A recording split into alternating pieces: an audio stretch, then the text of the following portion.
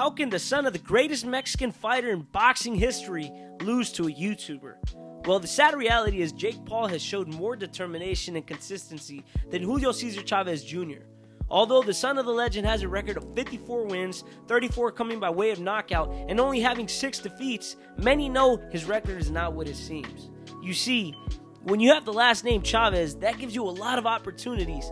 Many believe Jr. has a padded record. His last fight was against Uriel Hall, who originally came from an MMA background and had only beaten an ex-NFL running back in Le'Veon Bell. Chavez did not look impressive, and given that he's had over 50 fights over Hall, he still managed to pick up a decisive victory. But please don't get me wrong, Jake Paul is not a good fighter, a decent amateur at best. But the reason Jake is favorite is purely based off consistency.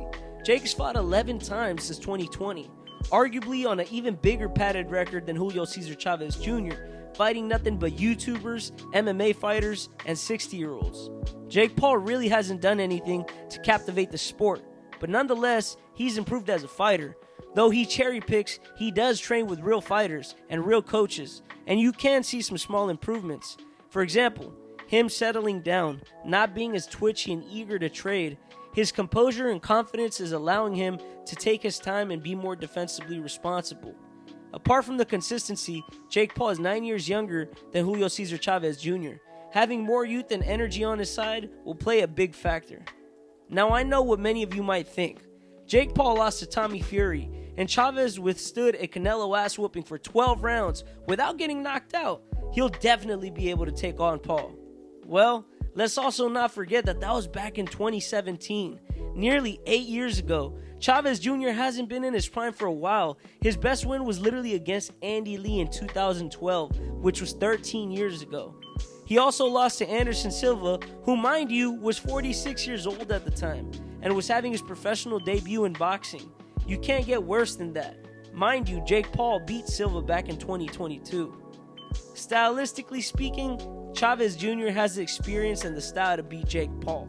He's a natural-born pressure fighter, while Jake Paul has never had a good gas tank, and he usually likes fighting at mid-range. You see, Jake only likes to throw 2 to 3 punch combinations, which is ineffective against a pressure fighter. He'll get outworked most of the time. But after so many letdowns, you just can't put your trust in Chavez Jr. anymore. Even his own father nods his head in disapproval. I guarantee Chavez Jr. will be trying for the first 3 to 4 rounds, but after that, he'll be headhunting and just be trying to land that big shot. Unfortunately, I see Chavez Jr. gassing out pretty quick, and honestly, I don't know how much he's willing to stay in the fire for, given that he has opted out during the middle of fights before. With all that being said, I think Chavez Jr. loses that night, not to Jake Paul, but to himself.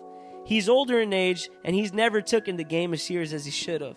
Jake Paul will once again convince the casuals or the children that he's a real fighter. But honestly, I hope I'm wrong. And I hope Julio César Chávez Jr. can get the knockout and put an end to this circus act. At the end of the day, the boxing world and the country of Mexico still have his back. But I wouldn't put my money on him.